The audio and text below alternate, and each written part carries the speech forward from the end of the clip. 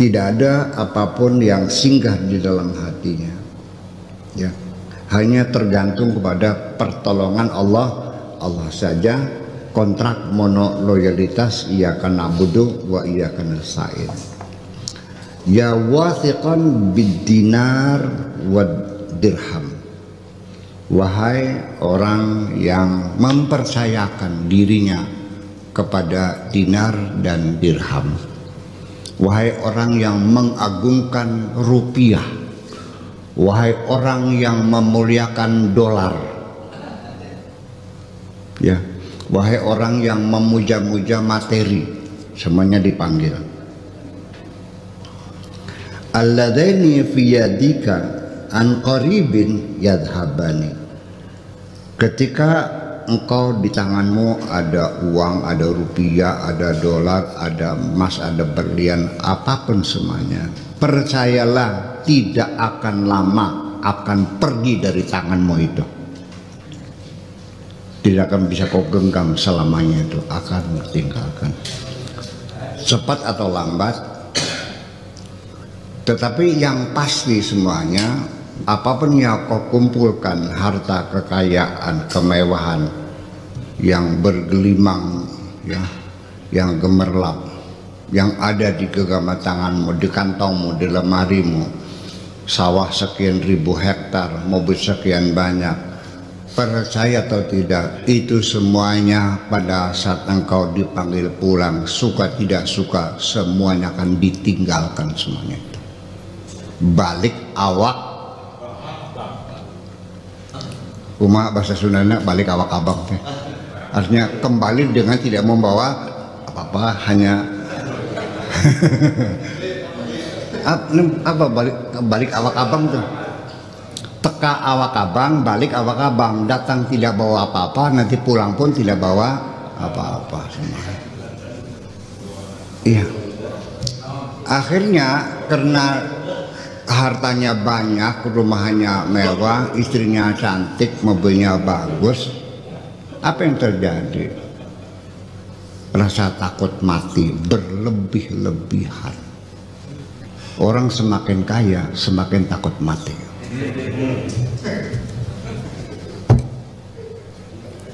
Rumah nanti bakal gue tinggal. Lihat istri yang cantik, ya Allah, nanti kalau saya mati gimana? Masa kawin? Ini kan terjadi. Malah saya merasa mengenal sekali melihat ada orang bekerja siang malam pengen bikin rumah. Rumahnya bertingkat bagus. Nggak usah diceritain namanya ya. Belum selesai, tinggal finishing touch. Tinggal finishing touch. Ya tinggal yang ngecantik lah udah. Tinggal finishing aja. Dia mati. Akhirnya di tempat tinggal. Istrinya kawin lagi. Yang nempati siapa? Rumahnya ditinggali, istrinya di alam kubur kunyuk sih.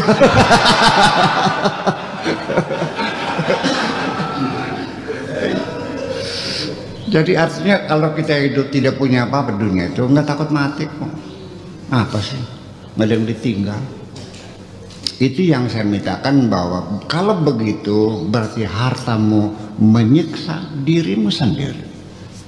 Ini belajar untuk tidak hubud dunia ya, gitu caranya. Ya, dipakai modus gitu, Pak ya. Iya, ternyata ya semakin banyak harta hidup semakin tidak nyaman, ya tersiksa kita, takut kehilangan. Jam tidur kita dikurangi. Waktu kamu miskin, tidur kamu tidak kurang 8 jam, betul nggak? Setelah jadi pengusaha besar, jadi eksportir, ya kirim mebeler ke Jerman, punten kang bener punten ke Singapura, ya kan, ke Kanada, berapa jam kamu tidur?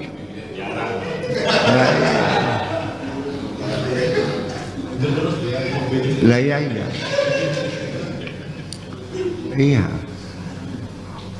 Setelah uang berlimpah ruah, ternyata dia tidak bisa menikmati hartanya kok.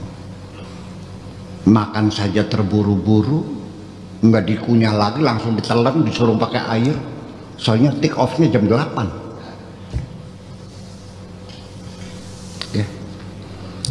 Ya, saya bercerita begitu bukan katanya. Saya biasa setiap pagi itu sarapan sandwich sama Coca-Cola sambil lari ngejar kereta api di London tuh kan. Kalau telat kan nanti kan berikutnya 1 jam kemudian. Ya makan sambil lari. Ya begitulah, mungkin saya lagi bukan cerita saya lagi kaya, saya cerita lagi bagaimana makan terburu kok semacam itu. Ya semua orang kaya makan semacam itu. Ya di malam hari dalam keadaan sangat ngantuk sekali, teleponnya kering lagi. Ya seperti itu.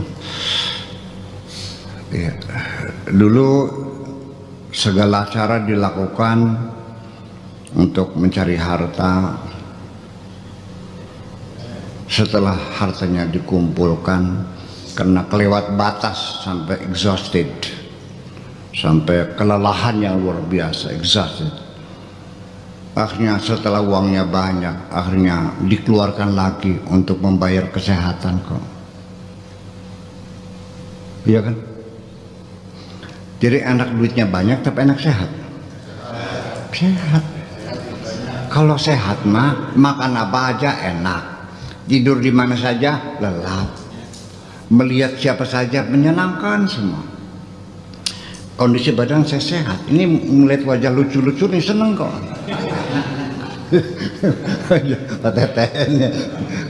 Menyenangkan gitu lihat wajah-wajah. Kalau hati kita sedang galau, apa yang terjadi? Menyebalkan semua kok. Bagaimanapun juga. Ya, dan itu komposisi darah kita berubah kalau kita ada kebencian tuh. Sok aja lihat dong saya. Iya. Ya. Tadi baru cerita, hanya kita kesandung ya, kaki kita itu nginjek paku lah, luka sedikit. Kenapa begitu dicek darah kok leukositnya jadi bertambah? Ya karena ada infeksi, apalagi infeksi psikologis. Iya, jadi malah bisa melumpuhkan kerja fisiologi kita. Iya. Artinya terganggu semuanya itu. Jadi gimana artinya? Ya artinya semuanya akan pergi. Yadhabani min yadika uqubatan laka kama yufnihima. Nanti ketika hartamu itu hilang, rumah terbakar, mobil tercuri, itu Anda disiksa Allah.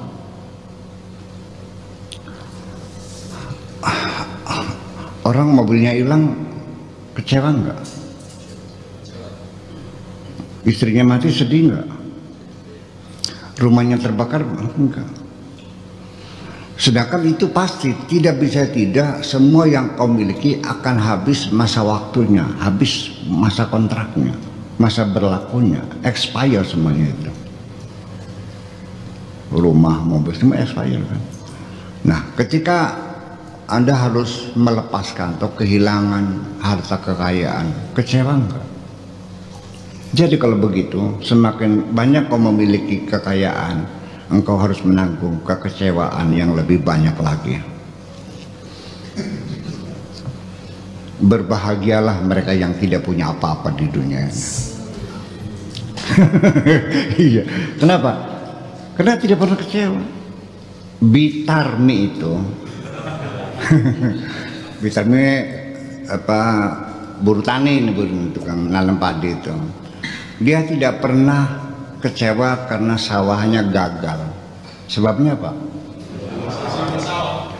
Dia nggak pernah sedih ditinggal mati suaminya. Sebabnya apa? Dia nggak pernah stres ditinggal mati oleh anaknya. Dia nggak pernah kecewa mobilnya hilang. Sebabnya apa?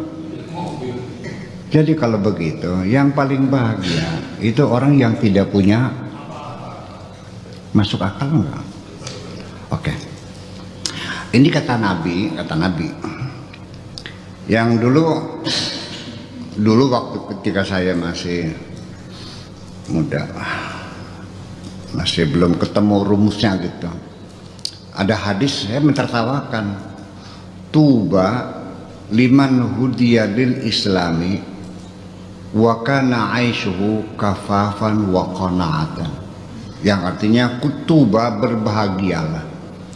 Liman kana hudiya lil islam, orang yang hatinya mendapat petunjuk bisa berserah diri kepada Allah, berbahagialah. Wa kana aishu kafafan wa qana'atan, hidupnya tidak punya apa-apa dan siap menerima apa adanya. Waktu saya masih muda kan gila juga, gimana mungkin ya enak kaya dong. Enak kaya apa enak miskin? Ya ternyata memang dibalik itu kebenarannya seperti itu. Jadi artinya bahwa begini, orang yang selalu merasa kekurangan hidupnya serba kurang, itu bukan karena rezekinya sedikit, tapi keinginannya terlalu banyak. Enggak? Iya, nggak bisa habis. Dulu belum punya sepeda, pengen punya sepeda. Setelah punya sepeda pengen apa? Setelah motor? Setelah punya satu, nyesain, misalnya nggak punya istri, nggak punya istri kan? Setelah punya satu pengen berapa? Nggak pernah. Jadi artinya di situ kita punya peran, bukan hanya sekedar mencari uang, bukan sekedar hanya melaksanakan berita Tuhan, tapi juga mengontrol diri kita sendiri. Jangan membiarkan muncul keinginan-keinginan yang kepuguh-puguh, yang gak jelas-jelas itu. Ya, minimal kita arahkan, kita ingin tuh atau kepengen atau minta kepada Allah itu hal-hal yang betul-betul real, sangat kita butuhkan. Nggak ada masalah. Tapi kalau keinginan, Anda ingin nggak dikasih mobil Jaguar? Kamu mau nggak? Pengen nggak Rolls Royce? Saya juga ingin Lamborghini pengen juga. Iya, S500 ya. Yang anti peluru tuh. Pengen, ya pengen. Tapi butuh nggak? Pesawat juga pengen. Nah ini Pak Awkar tinggalnya di Blok Lombok. Pengen beli pesawat, nanti hinggapnya di mana? Kalau menjadi masalah. Nah itu. Jadi, nah setelah kita membatasi keinginan itu kepada yang real kita butuhkan, ketika kita minta kepada Allah apapun yang kita butuhkan, juga jangan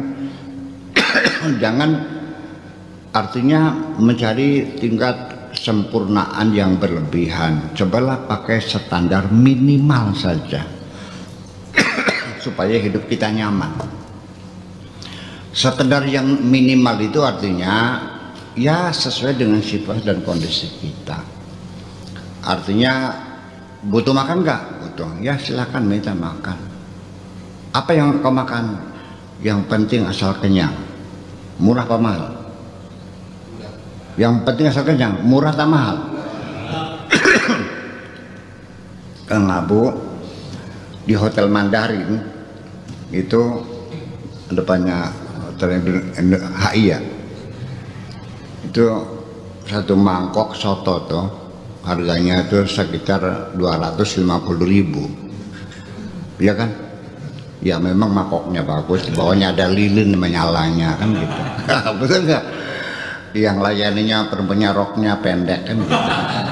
Sama lagu-lagu slow Celine Dion lah gitu. Lampunya remang-remang, tapalaknya putih bersih. 250.000 turun nyebrang HI, belok ke jalan kacang. Ya kan, dijongkokan ada soto yang sama, airnya sama, ketumbarnya sama, garamnya sama, harganya 15.000. Iya kan? Jadi apa yang membedakan? Hanya tempatnya. Kemudian bedanya ketika masuk pintunya dibukakan, ya kan? Ketika menaruh piringnya, excuse me, ya kan?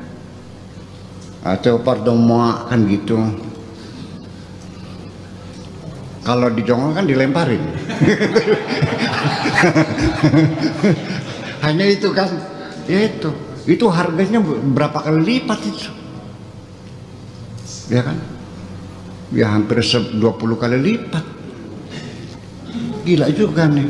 Itu ketika kita mintanya yang penting asal kenyang, saya kira masuk di warteg juga 15.000 kenyang kok. Jadi ketika kita mentargetkan kebutuhan kita standar minimal, hidup kita lebih nyaman kok. Adapun nanti dikasih rezeki lebih, ya alhamdulillah. Kita minta rumah, ya sudah, yang penting tidak kebocoran. Tapi ketika kita dikasihnya rumah gedung, ya alhamdulillah. Tapi kalau kita pengen rumah gedung, ternyata dapatnya gubuk, kan sengsara. Betul nggak? Mau kawin nggak? Mau. Seperti siapa? Syahrini? Dari Persik? Itu. Ya, Pak Kiai sama yang penting asal perempuan dah. Kan nggak ada masalah, yang penting perempuan kok. Ya, saya juga sama dulu minta, ya Allah saya minta istri. Seperti apa yang inginkan? Yang penting Allah, yang penting perempuan. Alhamdulillah, istri saya perempuan kok. Iya, tidak kurang ya, lebih perempuan juga kok. Dikasih cantik ya alhamdulillah. Jadi kalau kita targetnya itu minimal, dikasih ada plusnya, kita bahagia. Kalau dikasihnya pas, kita nggak sengsara juga kok. Kita mintanya segitu. Nah itu persoalan, ini mengolah jiwa, seperti itu persoalannya.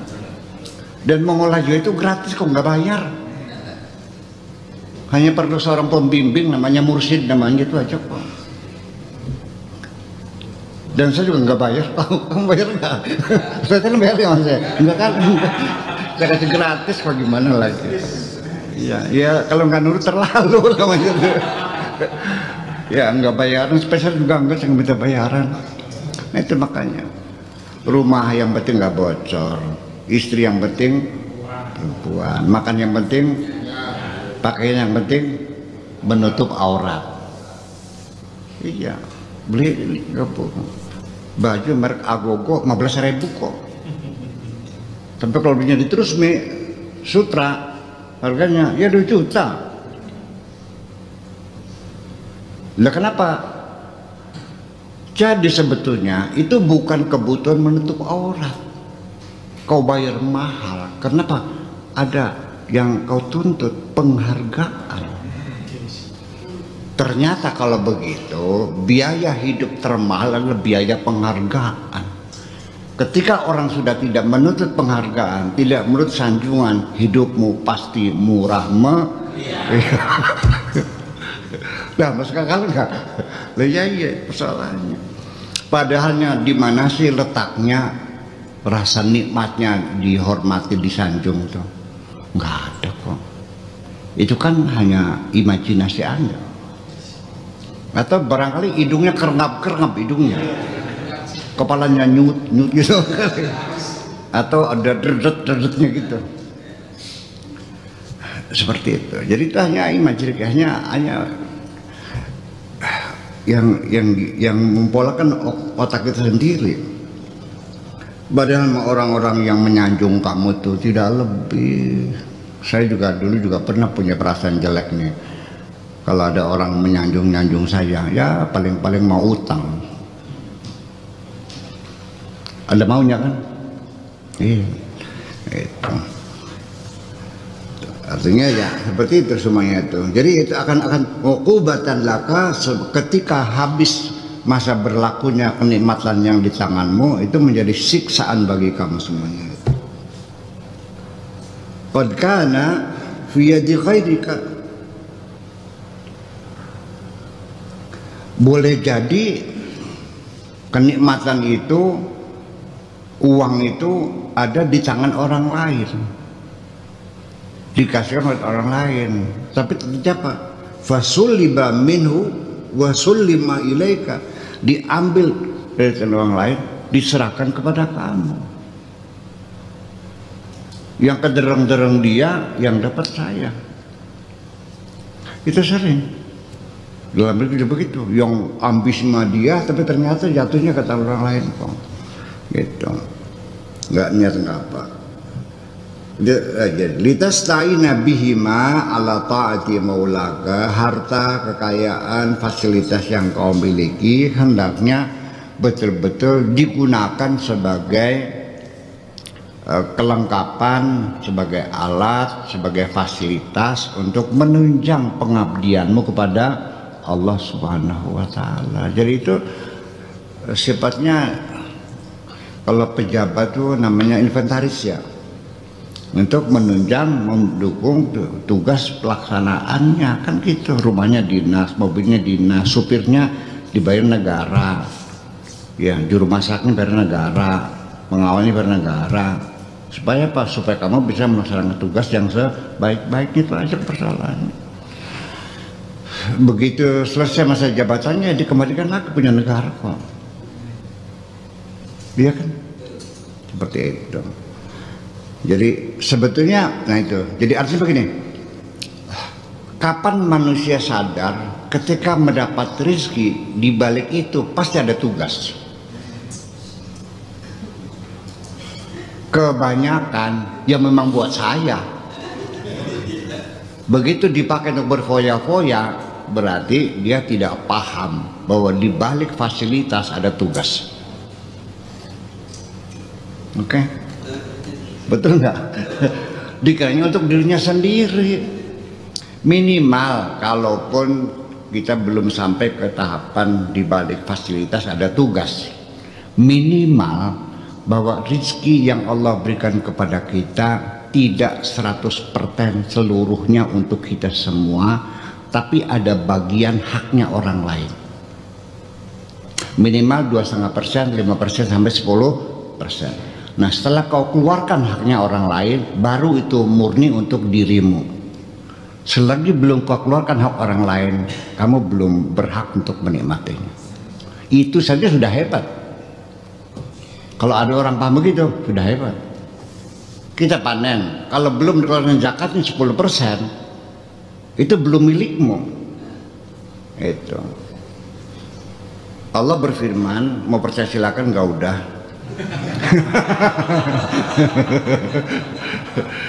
Wa fi amwalihim haqqul lisaili wal mahrum. Di dalam harta mereka itu ada titipan untuk orang-orang yang meminta-minta dan orang-orang yang menderita. Gitu.